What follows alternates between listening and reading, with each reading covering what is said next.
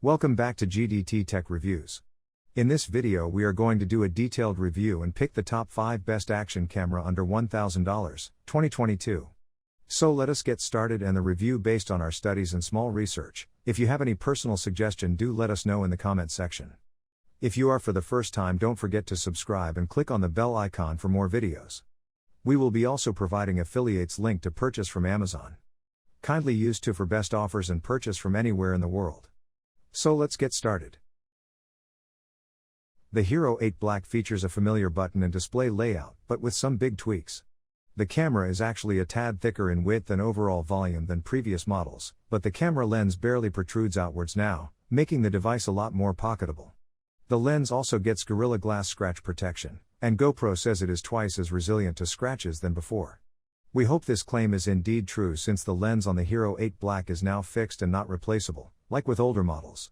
You get the same sized monochrome display on the front as before, and a color touchscreen on the back. One of the 3 microphones has been repositioned to the front of the camera for better audio recording, and the GoPro logo is now embossed on the rubber cladding instead of being printed. The flat sides of the camera have a different design too. There's no rubber lining anymore, instead there's now a single water-sealed flap on the right for the battery, microSD card, and USB Type-C port. The Hero8 Black also loses the micro HDMI port which was present on older models. The single flap on the right is very convenient, and we were able to access the charging port even with the camera mounted in most cases. The biggest and most overdue design change though is the built-in mounting fingers on the bottom, which fold flush with the body and stay in place magnetically when not in use. This also means that you don't need the, sometimes, annoying plastic cage anymore when you need to use this camera with some accessories. The mounting fingers feel well built and are backwards compatible with pretty much any existing GoPro mount. The removable battery has the same capacity as that of the Hero7 Black but is distinguished by some blue accents on the contact end. There are also 2 red status LEDs this time instead of 3, and they are shaped like tiny dots. We didn't get the full retail box for our review, but if you were to buy one, you should expect it to include a mounting buckle, a curved adhesive mount, a USB Type-C cable, and in some countries, not India, a free 32GB microSD card. Another new feature debuting with the Hero8 is the ability to add mods to it. GoPro has created 3 mods at launch called the Media Mod, Light Mod, and Display Mod. These are accessories that attach to the Hero8 Black, if you wish to use it for professional video productions or even vlogging. The DJI Action 2 camera unit is a tiny and cube-shaped, weighing just 56 grams. It has an aluminum alloy housing, which gives it a premium look and feel. It's dust-proof and waterproof up to 10 meters, and that can be extended up to 60 meters with an optional casing. Along the sides, you'll find the single microphone, power/shutter button, and contact pins for magnetically attaching to the charging unit. The front is dominated by the camera lens along with a single status LED in one corner. The back of the DJI Action 2 has a 1.76-inch OLED touchscreen, which is responsive and is quite visible outdoors. The charging unit is roughly the same size as the camera module and has 3 additional microphones, a USB Type-C port, a microSD card slot, a power/shutter button, a status LED, and in the dual-screen variant, an additional 1.76-inch OLED screen. This module isn't dust or waterproof, which means you'll need to be careful about how and where you use it.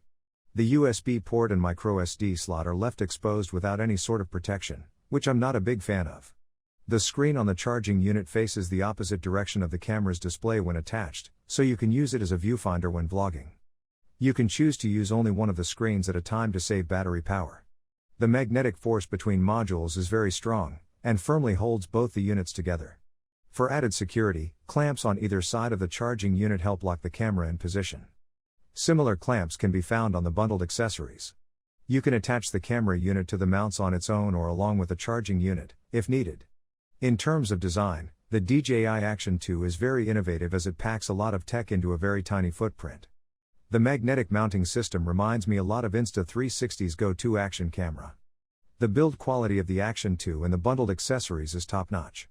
The DJI Action 2 features a 1.7-inch fixed focus 12-megapixel CMOS sensor. The ultra-wide-angle lens has a 155-degree field of view and a f/2.8 aperture.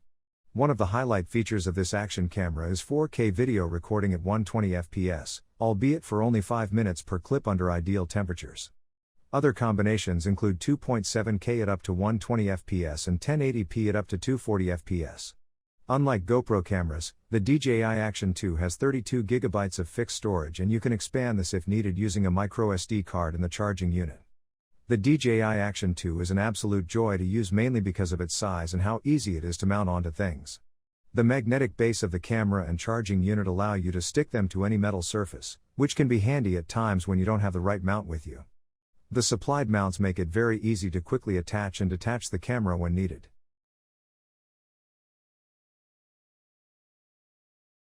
The GoPro Hero10 Black looks similar to the Hero9 Black, but there's only one change that you can see. The Hero10 Black has a logo on the side and front written in blue, while the last gen camera has the same with gray. Apart from this, the Hero10 Black is physically identical to its predecessor. If you are a fan of water sports, you will be happy with the new tweaks that GoPro has made to its front lens. The lens cover now comes with a water-repellent hydrophobic coating, and it really works. We ran the Hero10 Black and its predecessor under a tap, and the new lens cover was significantly better at repelling water, leaving no droplets. Further, the lens cover is also better at handling scratches and also reduces ghostings. Like with the last gen, the lens is removable on the Hero10 Black, but removing the lens might cost you a bomb in case something hits the lens directly. In terms of visuals, you get a 1.4-inch front LCD for vloggers, which GoPro says is now a little smoother when showing movement than before, thanks to higher frame rates enabled by its GP2 processor. More on that later. Thanks to the higher frame rate, the screen now shows smoother visuals, and keeping it along with Hero9 Black will give you a good idea of how much better the front display on the Hero10 Black is. The improvement is far more noticeable on the 2.27-inch rear touchscreen. GoPro says this has improved touch sensitivity, but the real difference comes from the power of the GP2 processor. The Hero9 Black's sluggish, unresponsive rear screen was one of our biggest criticisms of that model, and while it did improve with a recent firmware fix, it's still nowhere near as snappy as the Hero10's touchscreen. The super compact DJI Pocket 2 features a 3-axis gimbal at the helm, atop a stick which houses all its brains, battery and that very welcome screen. Hold the base, frame your shot on its 1-inch display and shoot for as long as the battery will let you on the very light, comfortable to hold, 117 grams gadget. There's no danger of hand fatigue here. Alternatively, you can prop it up on a tripod, included in the Creator Combo Pack. The mode and record buttons are under the DJI Pocket 2 screen, and there's a new power button around the side. While you can still turn the gimbal on via the mode button, only the side-mounted power button can turn it off, handy for avoiding accidental shutoffs when cycling through modes. There's a USB-C port on the bottom of the Pocket 2, though when mounted on a tripod, you'll want to connect the gimbal to a phone via a universal port adapter that slides in between the screen and buttons. Included in the Pocket 2 box are small Lightning and USB-C adapters that fit into this slot for easy phone attachment and video export. Having a physical connection means it's faster and more reliable when transferring 4K video versus having to do it wirelessly, like we experience on so many action cameras. However, the adapters are extremely easy to lose. If you see yourself simultaneously shooting on and charging up the Pocket 2 while it's on a tripod, opt for the Creator Combo. The tripod mount base included in the standard pack covers up the USB-C port. Whack on the do-it-all handle, however, and you bag yourself an extra USB-C port around the back. You can think of the DJI Pocket 2 as 2 cameras in one. The first is a stabilized out and about vlogging camera. The second is a camera operator, fixed in position, following you around as you chat away, walk around your kitchen, vlogging your day, cooking up a storm, or doing whatever it is vloggers do these days. First things first, as a gimbal system, the 3-axis DJI Pocket 2 handles walks and wobbles like a champion. Sure, you could pick up an action camera, but there's this micro judder that comes through when shake is being smoothed out. The Pocket 2 is free of those. Alternatively, why not get a smartphone gimbal? That would occupy your phone, and performance varies from mobile to mobile. In turn, there's definitely a place for this funky little camera on a stick. The GoPro Max has dual 180-degree lenses that shoot 16.6 megapixel 360-degree photos, 5.5 megapixel 4 to 3 shots from just one of the cameras, what GoPro is calling Max Super View photos, and super cool 270-degree 6.2 megapixel panoramic photos called Power Panos.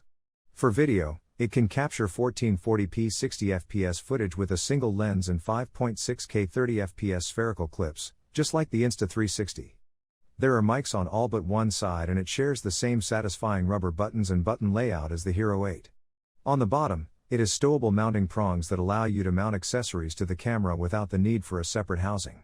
The touchscreen on the Max is a bit smaller than the touchscreen on the back of the Hero 8, but its menu system is identical. The big plus here is if you're vlogging or taking a selfie, you can see yourself like on the DJI Osmo Action because, well, it has two lenses. Although the camera is waterproof up to 16 feet, GoPro says it is not an underwater camera. Stitching 360-degree footage underwater is an ongoing problem for GoPro, and this waterproofing is better suited for strapping the camera to the front of a surfboard without having to worry about it getting wrecked.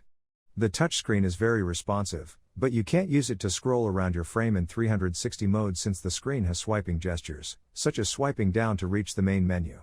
You can, however, switch between lenses by tapping a button on the screen, but that only works before you start recording.